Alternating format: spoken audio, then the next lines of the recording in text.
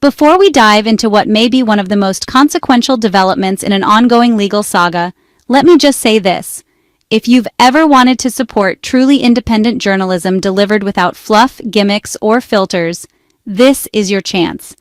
Hit that like button, tap subscribe, and drop a comment below. Tell us what you think, challenge what you hear, or just say hello. Your interaction keeps this channel alive and ensures stories like this get told. Now let's get into it. We begin with major breaking developments related to the Epstein case, specifically the removal of one of the senior prosecutors who worked that case. The firing of Maurene Comey, a key figure in the Department of Justice who had intimate knowledge of the Epstein files, is raising serious concerns about transparency, power, and the future trajectory of this investigation. To understand the significance, we need to unpack the role this prosecutor played. Maurene Comey wasn't just any federal attorney. She was deeply involved in the legal handling of Jeffrey Epstein's case, someone who, by every metric, would be among the very few individuals who truly know what is contained in the Epstein files. We're not talking about speculative knowledge. We're talking about someone who had direct access to sealed documents, testimonies, evidentiary records, and the full scope of criminal proceedings that most Americans will never get to see. And now she's gone. It came on the heels of a sharp pivot in Donald Trump's public narrative regarding these very files. Initially, both Trump and his allies, most vocally through Pam Bondi, claimed there were no additional Epstein-related documents worth releasing. That position, while already under scrutiny, abruptly changed last weekend. Suddenly, Trump wasn't denying the existence of files. He was questioning their authenticity. He was claiming instead that they were concoctions, assembled by Democrats, Barack Obama, Joe Biden, James Comey, John Brennan, Hillary Clinton, the usual roster of political rivals he's routinely accused of deep state interference.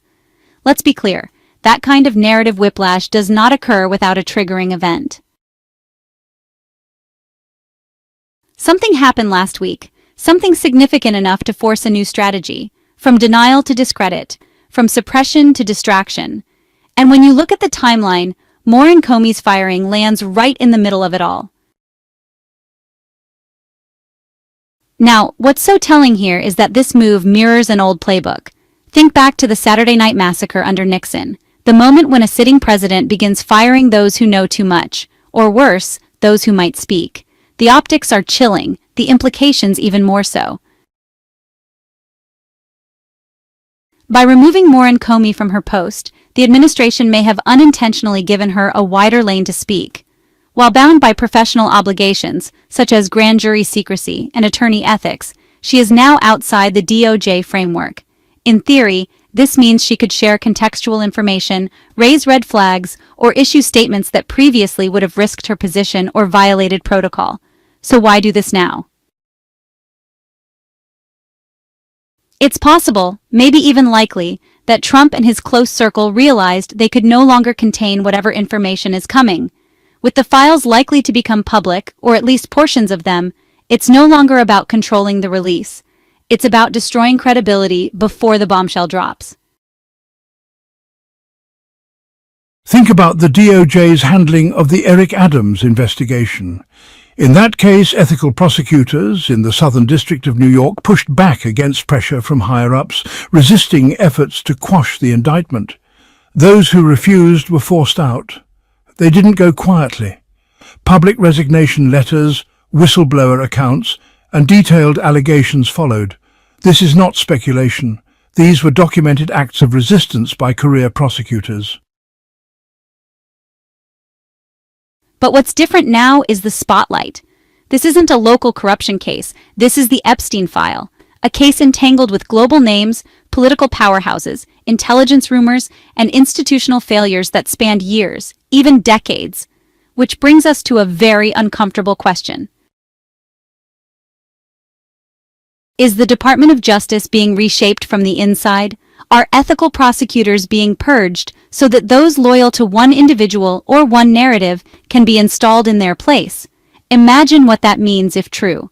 A DOJ no longer committed to neutrality, but aligned with political interests. A justice system that punishes the principled and rewards the pliable. And in this scenario, someone like Maurene Comey becomes not just inconvenient, but dangerous. Her firing raises important questions about how much authority was required to make it happen.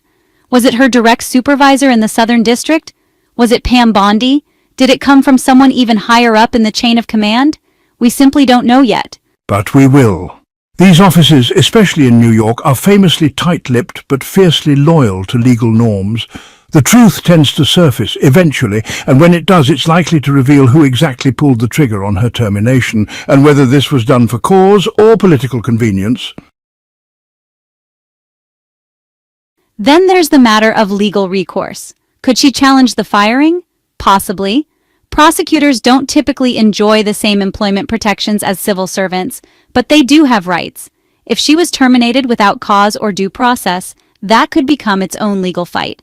More importantly, even without litigation, the mere fact of her firing and the cloud around it makes it newsworthy, and that keeps pressure on the system.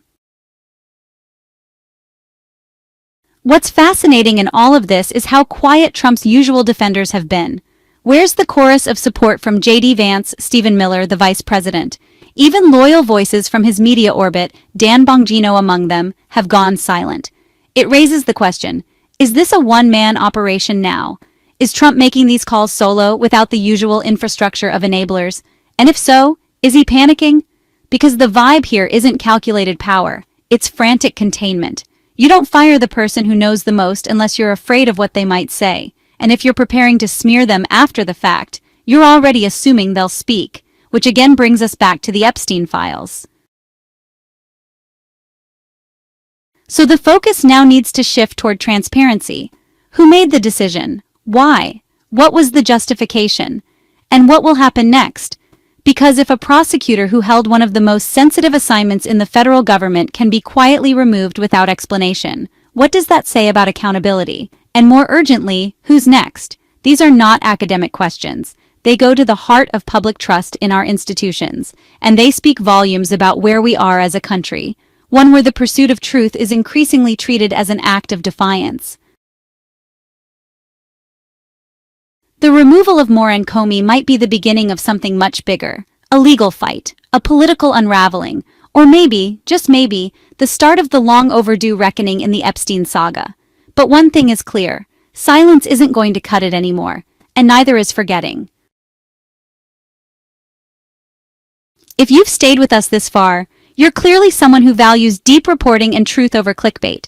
So do us, and yourself, a favor. Subscribe to NewsDecoded, where we dig deeper, connect the dots, and ask the questions legacy outlets are too cautious or too compromised to pursue, like comment, share. Tell us what you're thinking, what we missed, what you want to see next. Your voice is just as critical in this conversation as ours. Until next time, stay aware, stay curious, and stay unafraid.